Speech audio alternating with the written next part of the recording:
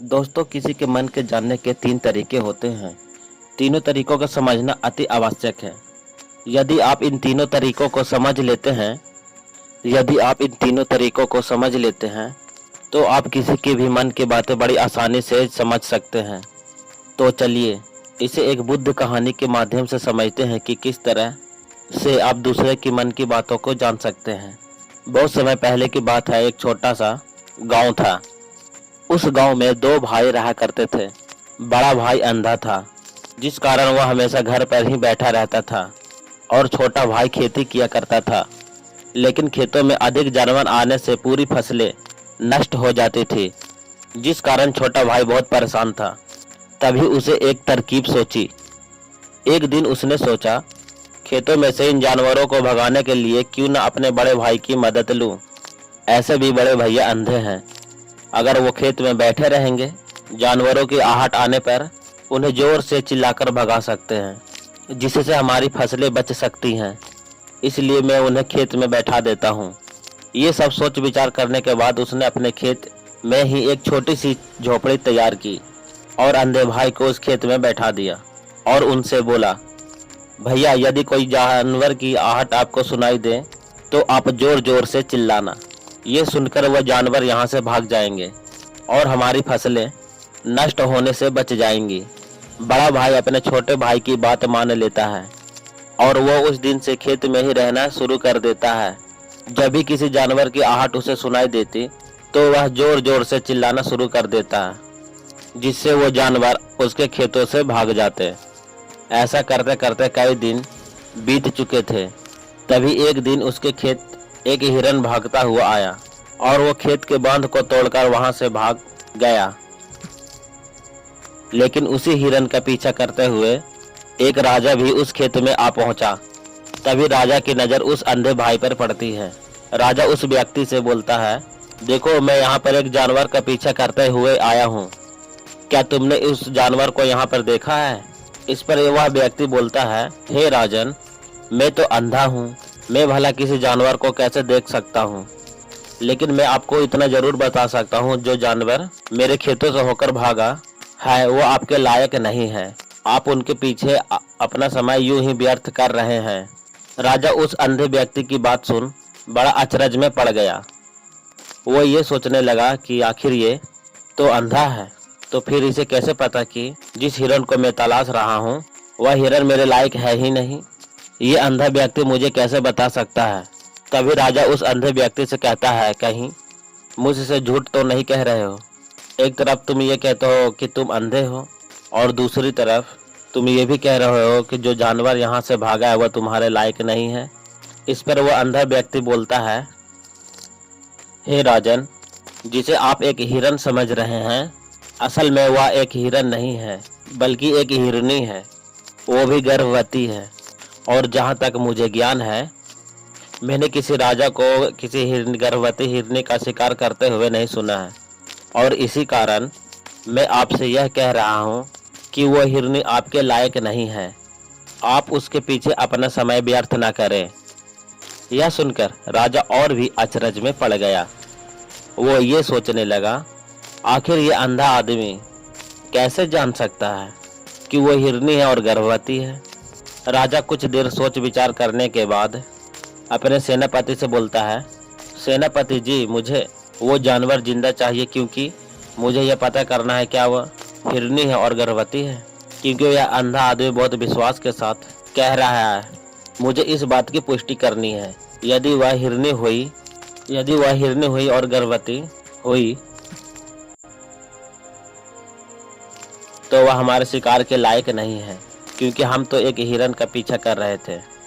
इसलिए जाओ और पता करो क्या वह हिरनी है।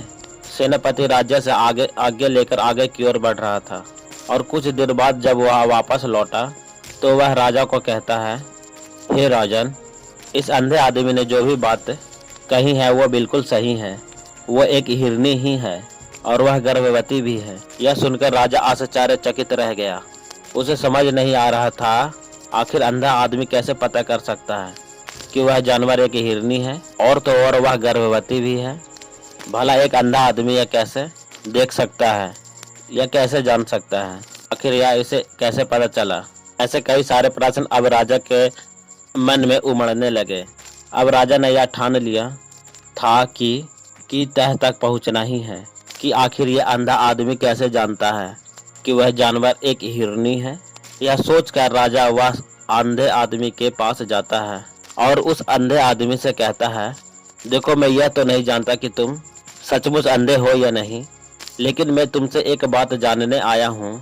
तुम मेरे प्रश्न का सही सही जवाब दोगे? इस पर अंधा व्यक्ति बोलता है, हे राजन, आप जो कुछ मुझसे पूछना चाहते हैं पूछ सकते हैं, मैं आपको बिल्कुल सच सच जवाब दूंगा।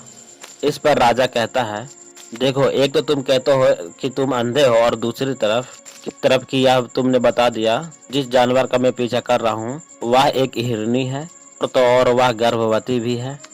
आखिर तुम्हें यह कैसे पता चला? तुम्हारे खेत में और भी तो जानवर आते होंगे, और भी तो जानवर यहाँ से गुजरते होंगे, फिर तुमने यह कैसे अंदाजा लगाया?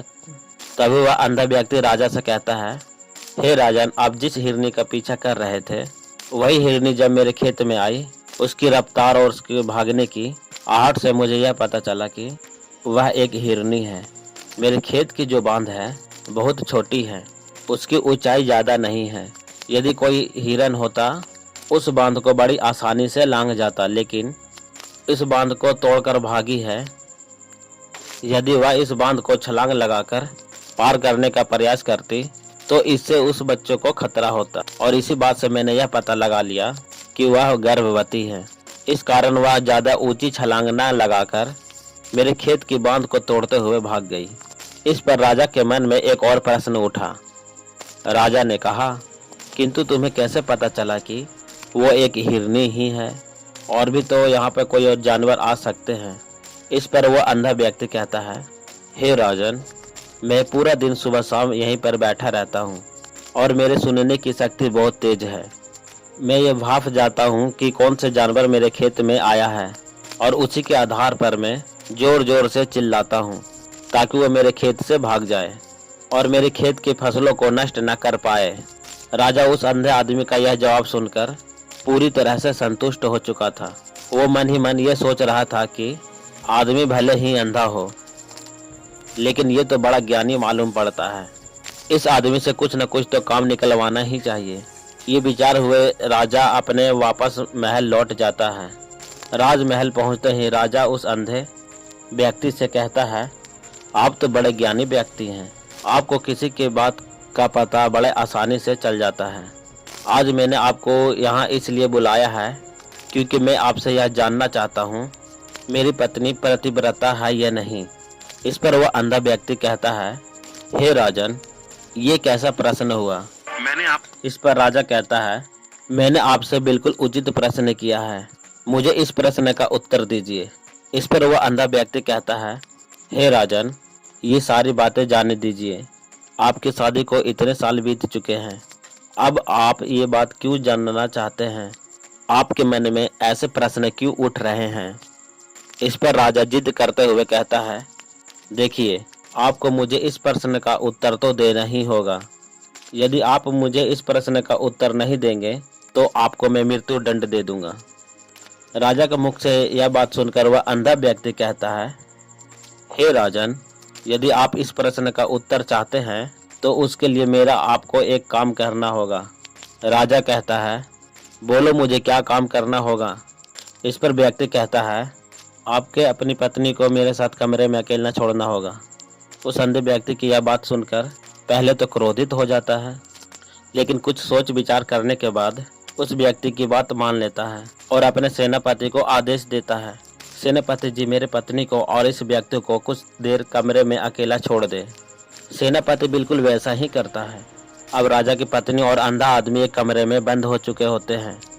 तभी वह अंधा आदमी राजा की पत्नी से कहता है, मुझे आपको छूना है। इस बात पर रानी अत्यधिक क्रोधित हो जाती है और उस अंधे आदमी को पकड़ पकड़ कर पीटने लगती है, कभी हाथों से तो कभी लातों से, कभी पटक पटक कर। इस तरह से उन्होंने उस अंधे आदमी को खूब पिटाई की। इस प्रकार वह अंधा आदमी अपनी जान बचाकर किसी प्रकार वहां से भाग जाता है और वह राजा के पास पहुंचता है और वह राजा से कहता है, हे राजन, आपकी पत्नी पतिव्रता नहीं है, यह बात सुनकर राजा अत्यधिक क्रोधित हो उठता है और राजा अपनी तलवार निकालकर सीधा अपनी पत्नी की ओर जाता है और क्रोधित होकर वह अपनी रानी से कहता है, रानी जी, आज मैं जो भी सवाल आपसे करने वाला हूँ उसका सच सच जवाब दीजिएगा। यदि एक शब्द भी झूठ कहा तो मैं आपका अभी सर धड़ से अलग कर दूंगा। तभी आगे वह राजा कहता है, मुझे बताइए आप पतिव्रता है या नहीं। इस पर रानी कहती है, हे राजन, आप भले ही मुझे जान से मरवा दीजिए लेकिन मैं पतिव्रता नहीं हूँ। राजा यह बात सुनकर बहुत खुश हुआ क्योंकि उस अंधे आदमी ने जो भी कहा था वह बिल्कुल सच था। यह बात सुनकर राजा तुरंत ही उस आदमी के पास पहुंचा और आकर उस अंधे आदमी से कहता है, तुम्हें कैसे पता चला कि मेरी पत्नी पतिव्रता नहीं है। इस पर वह अंधा आदमी कहता है, हे राजन, बड़ी सीधी सी बात है। मैंने तो आपकी पत्नी से बस इतना ही कहा था कि मुझे आपको छूना है और इस बात पर वह इतना क्रोधित हो उठी, उन्होंने गुस्से में आकर मुझे लात घूंसों से पीटने लगी। और भला कोई औरत किसी और मर्द को कैसे छू सकती है, लेकिन उन्होंने न आओ देखा न ताओ, बस लात घूंसे मुझ पर बरसाने शुरू कर दिए। वह भी तो एक छूना ही हुआ और पतिव्रता नारी कभी भी पराये मर्द को नहीं छूती। जब मैंने उसे छूने के लिए कहा था तो उस वक्त वह मुझे मना कर सकती थी, लेकिन उन्होंने तो मुझे पीटना ही शुरू कर दिया और देखते ही देखते उन्होंने मेरे पूरे शरीर को छू लिया। और अब आप ही बताइए, ऐसी स्त्री भला पतिव्रता कैसे हो सकती है। इस पर राजा कहता है, तुम तो बड़े ज्ञानी मालूम